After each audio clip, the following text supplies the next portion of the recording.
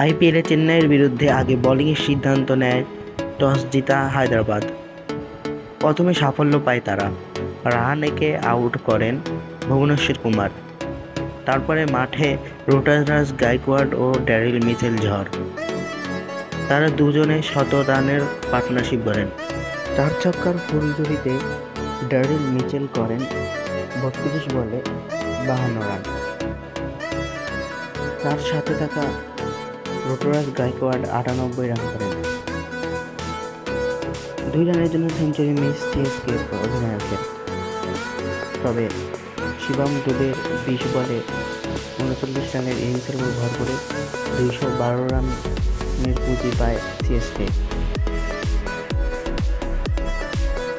জবাব দিতে নেমে তুষার দেশপান্ডের বলে আউট হন ট্রাভিস হেড। ৭ বলে করেন ১৩ রান। তারপরের বলেই আউট হন আরেক ব্যাটার। নীতিশ করেছেন মাত্র ১৫ রান। মুস্তাফিজুর রহমান প্রথম ওভারে কিছুটা খরচে থাকলেও দ্বিতীয় ওভারে দিয়েছেন ৪ রান। নিজের তৃতীয় দলের শেষ ওভারে ২ উইকেট নেন মুস্তাফিজুর রহমান। ১৯ রান খরচায় ২ উইকেট নেন ফিক্স। এখন পর্যন্ত তার উইকেট ছিল ১৪টি। তুষার দেশপান্ডে এবং বাকিদের নিয়ন্ত্রিত বোলিংয়ে ম্যাচ জয় চেন্নাইয়ের।